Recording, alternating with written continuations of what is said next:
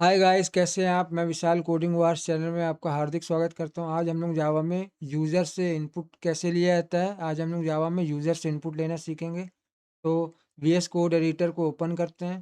तो हमारा VS code editor open हो चुका है। अब हम लोग यहाँ पे न्यू क्लास बनाएंगे माई स्कैनर नाम से। तो हम यहाँ पे न्यू क्लास बनाते हैं माई स्कैनर नाम से। तो हमारी न्यू क्लास बन गई है माई स्कैनर नाम से। मेन लिखेंगे मेन। तो हमने अपना मेन मेथड लिख लिया है। अब हम यहाँ पे स्कैनर का यूज़ करना सीख रहे हैं, कैसे जावा में यूज़र से इनपुट लिया जाता है। तो जावा में स्कैनर का यूज़ करने के लिए हमें क्लास को इंपोर्ट करना पड़ता है। स्कैनर हमारी प्री डिफाइंड क्लास है जो जावा डॉट यूटिल पैकेज के अंदर होती है। तो हमें अपना पैकेज इंपोर्ट करना पड़ता है। तो सबसे पहले हम अपना पैकेज को इंपोर्ट करने के लिए क्लास के ऊपर कीवर्ड लिखना पड़ता है इंपोर्ट। अपना पैकेज इंपोर्ट करेंगे। इंपोर्ट हमारा कीवर्ड है, हमने अपना इंपोर्ट कीवर्ड लिख लिया। अब हम यहाँ पे जावा डॉट यूटिल पैकेज देंगे और इस पैकेज के अंदर हमारी क्लास होती है स्कैनर। तो हमने अपना पैकेज इंपोर्ट कर लिया।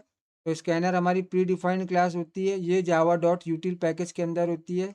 तो अब हम इस स्कैनर क्लास का यूज़ यूज़र से इनपुट लेने के लिए कर सकते हैं। अब हम यूज़र से इनपुट लेके देखेंगे कैसे इनपुट लिया जाता है। तो सबसे पहले हमको स्कैनर टाइप का ऑब्जेक्ट बनाना पड़ता है। तो स्कैनर लिखेंगे स्कैनर और अपने ऑब्जेक्ट का नाम देखेंगे ओबीजे।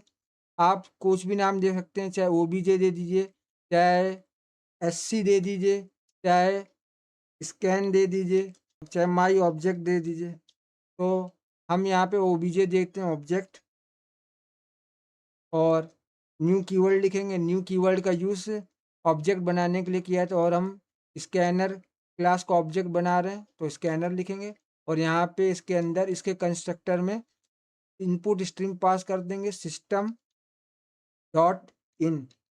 तो सिस्टम क्या है, यहाँ पे सिस्टम क्लास है, प्री डिफाइंड क्लास है और इन उसका स्टैटिक मेंबर है। तो हमने यहाँ पे इनपुट स्ट्रीम पास कर दिया है कीबोर्ड से इनपुट लेने के लिए। तो हमने स्कैनर टाइप का ऑब्जेक्ट बना दिया है। ये यहाँ पे स्कैनर ऑब्जेक्ट है। स्कैनर ऑब्जेक्ट हमारा बन गया, ये हमारा ऑब्जेक्ट है और ये स्कैनर इसका टाइप है, स्कैनर टाइप का ये ऑब्जेक्ट है। तो अब हम यूज़र से इनपुट लेते हैं। तो हम एग्जांपल में देखेंगे यूज़र से एज पूछेंगे। तो अगर एज 18 से बड़ी होगी तो वो वोट डाल सकता है, अगर 18 से नीचे होगी तो वो वोट नहीं डाल सकता है। तो हम यूज़र से इनपुट लेते हैं। तो मैसेज प्रिंट कराएंगे एंटर योर एज, शाउट करेंगे SOUT शाउट। तो यहाँ पे मैसेज प्रिंट कराएंगे एंटर योर एज। तो मैसेज हमारा प्रिंट हो जाएगा एंटर योर एज। तो फिर अब इस एज को यूज़र से लेने के लिए हमें एक वेरिएबल बनाना पड़ेगा इंटीजर टाइप का। तो हम इंटीजर टाइप का वेरिएबल बनाएंगे इंटीजर एज। एज में हम वैल्यू को असाइन कराने के लिए हमें यूज़र से इनपुट लेना पड़ेगा। तो यूज़र से इनपुट लेने के लिए हमें स्कैनर ऑब्जेक्ट का यूज़ करेंगे। ऑब्जेक्ट लेंगे ऑब्जेक्ट और हम इसके अंदर हमें मेथड अवेलेबल हो जाएंगे हमें नेक्स्ट इंटीजर। तो हमारा नेक्स्ट इंटीजर मेथड क्या काम करता है, यूज़र से इंटीजर टाइप का इनपुट लेता है और हमको प्रोवाइड कर देता है। तो ये क्या करेगा, यूज़र से इंटीजर टाइप का इनपुट ले लेगा और इस एज वेरिएबल के अंदर स्टोर कर देगा। तो हमको वैल्यू यूज़र से मिल जाएगी इंटीजर टाइप की। तो हमको यहाँ से यूज़र की एज मिल जाएगी। फिर हम क्या करेंगे, फिर हम इसको अब चेक करवाएंगे कंडीशन लगवा के। तो शाउट करेंगे शाउट और यहाँ पे कंडीशन लगाएंगे एज इज ग्रेटर देन और इक्वल टू 18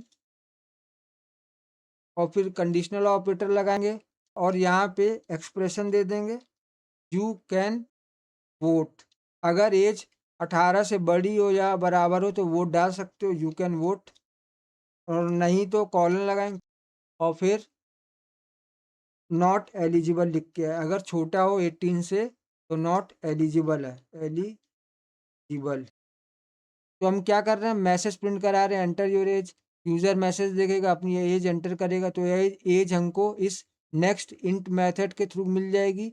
और फिर वो नेक्स्ट इंट मेथड हमारा यूज़र से इनपुट लेके जो हमारी एज है वो इस एज वेरिएबल में स्टोर कर देगा और फिर हम एज को वेरीफाई करेंगे। एज अगर बड़ी है, ग्रेटर देन और इक्वल टू ऑपरेटर का यूज़ किया है तो ग्रेटर देन और इक्वल टू चेक करेगा क्या एज बड़ी है या बराबर 18 के, तो ये चेक करेगा। यहाँ पे एज मान लीजिए यूज़र ने 18 ही डाली तो 18 से बड़ा नहीं होता, लेकिन इक्वल टू ऑपरेटर फिर इसको ट्रू रिटर्न कर देगा। तो चेक होगी एज 18 के बराबर है तो इक्वल टू ऑपरेटर के थ्रू वो ट्रू हो जाएगी। तो ये वाली कंडीशन ट्रू हो जाएगी। एज इज ग्रेटर देन और इक्वल टू चेक होती है। फिर एज इज बड़ी नहीं है 18 से, age is not greater than लेकिन इक्वल है, एज इज इक्वल टू 18, तो ये वाली कंडीशन हमारी ट्रू हो जाएगी और यू कैन वोट हमें प्रिंट हो जाएगा। तो अब इस प्रोग्राम को रन करेंगे, फाइल को सेव करते हैं और प्रोग्राम को रन करेंगे। तो एंटर योर एज पूछ रहा है, हम अपनी एज 18 एंटर करेंगे तो यू कैन वोट आ गया क्योंकि हमारी एज 18 है और हमने कंडीशन लगाई अगर एज बड़ी हो या बराबर हो 18 के तो आप वोट डाल सकते हैं, यू कैन वोट। तो यहाँ क्या हुआ, हमने 18 एंटर किया तो इसको मैसेज आया एंटर योर एज, ये जो एंटर योर एज मैसेज आया ये यहाँ पे इसके थ्रू आया है। तो हमने मैसेज प्रिंट कराया, फिर क्या हो रहा है एज ले रहा है, यहाँ पे एज हमने 18 पास की तो हमने इस स्कैनर ऑब्जेक्ट के नेक्स्ट इंट मेथड के थ्रू हमको एज रिसीव हो गई। तो फिर इस एज को उसने एज वेरिएबल में स्टोर करा दिया। फिर इस एज जो हमने 18 यहाँ एंटर की थी इस एज वेरिएबल के अंदर आ जाएगी और फिर ग्रेटर देन और इक्वल टू ऑपरेटर के थ्रू चेक हो रही है क्या एज इज ग्रेटर देन और इक्वल टू 18। अगर एज बड़ी हो या बराबर हो 18 के तो यू कैन वोट हमें एक्सप्रेशन दे दो और नहीं तो नॉट एलिजिबल दे दो। तो 18 यहाँ पे आया, एज के अंदर 18 आके स्टोर हो गया। अब चेक होगा 18 इज ग्रेटर देन, तो ग्रेटर देन नहीं है 18 के, 18 बड़ा नहीं होता है, 18 से बड़ा नहीं है 18। Age is not greater than 18। फिर सेकंड वाली और वाली में आएगा इक्वल टू में, अब सेकंड वाले इक्वल टू ऑपरेटर में आएगा एज इज इक्वल टू 18 तो इसको ट्रू मिल जाएगी, एज 18 के बराबर है तो ये वाली एक्सप्रेशन हमें मिल जाएगी, ये वाली एक्सप्रेशन एग्जीक्यूट हो जाएगी। तो ये वाली एक्सप्रेशन हमें मिल जाएगी, यू कैन वोट आके यहाँ पे प्रिंट हो जाएगा। तो ये वाला एग्जांपल आपको समझ में आ गया होगा। अब हम एज इससे कम देंगे तो अब हम एज देंगे 17, प्रोग्राम को रन करेंगे। अब की बार हम एज देंगे 17 तो नॉट एलिजिबल लिख के आ गया क्योंकि हमने एज दी 17। तो मैसेज पहले प्रिंट होगा एंटर योर एज, फिर यूज़र इनपुट देगा 17, तो 17 इस नेक्स्ट इंट मेथड के थ्रू हमको इस एज वेरिएबल में आके स्टोर हो जाएगा हमारा। तो ये जो नेक्स्ट इंट मेथड होता है ये यूज़र से इनपुट लेके इंटीजर टाइप की वैल्यू इस एज वेरिएबल में स्टोर कर देगा। फिर इस एज वेरिएबल में 17 जो हमने यूज़र ने हमें दिया था वो इस एज वेरिएबल के अंदर आ जाएगा। अब चेक किया होगा 17 बड़ा है या बराबर है 18 के, तो 17 छोटा है 18 से, तो ये कंडीशन हमारी हो जाएगी फेल और नॉट एलिजिबल वाली एक्सप्रेशन हमारी एग्जीक्यूट हो जाएगी। तो ये हमको नॉट एलिजिबल यहाँ पे आके प्रिंट हो जाएगा। तो यह वाला एग्जाम्पल हो गया। तो अब हम सेकंड एग्जाम्पल देखते हैं इसका। तो अब हम एग्जाम्पल लेके चलेंगे, जैसे हमें यूज़र से नेम प्रिंट कराना है, यूज़र अपना नेम टाइप करता है तो यूज़र से नेम कैसे पूछते हैं।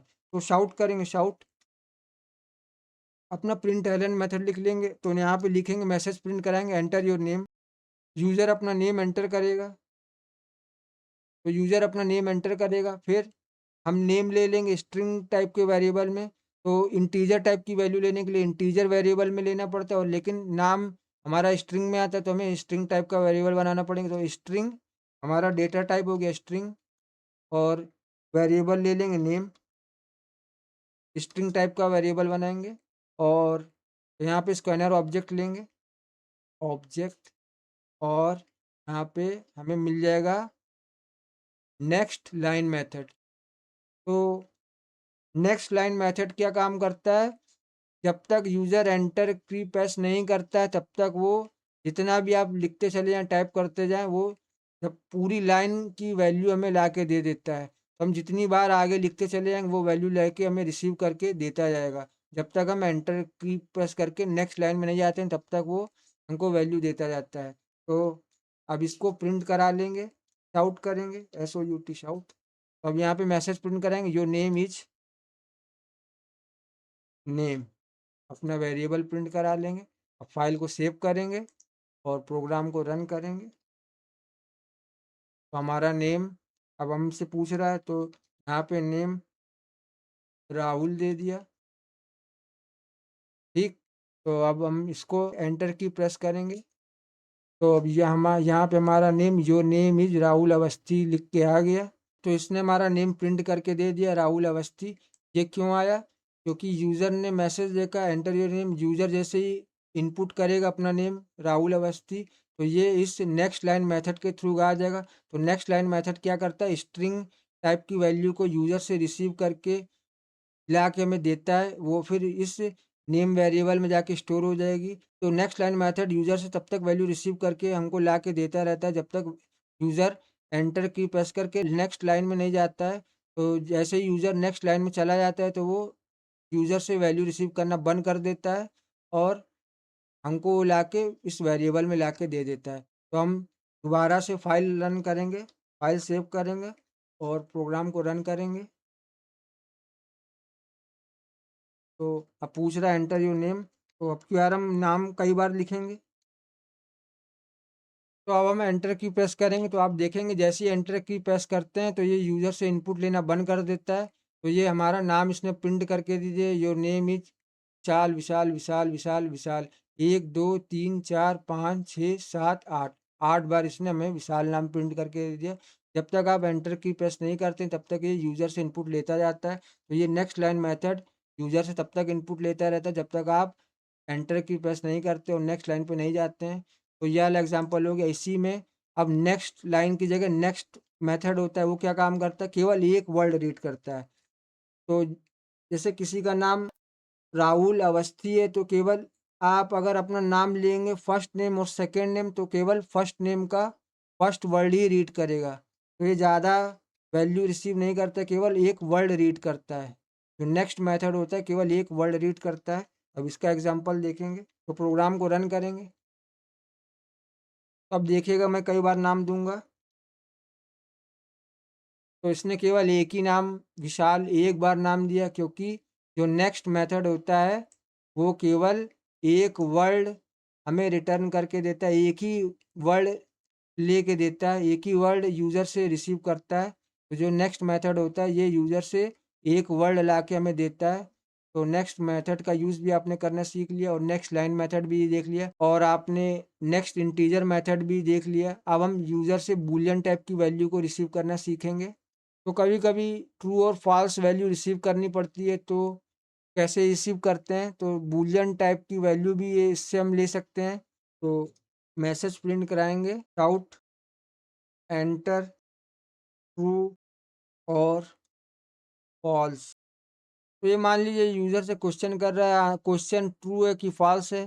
तो अब यूज़र से ये इनपुट लेगा तो हमें बूलियन टाइप का वेरिएबल बनाना पड़ेगा, बूलियन डेटा टाइप का। तो बूलियन हमारा डेटा टाइप हो गया, उसका वेरिएबल का देंगे, तो वेरिएबल का नाम डाटा देंगे और यूज़र से ट्रू और फॉल्स वैल्यू लेंगे। तो ऑब्जेक्ट डॉट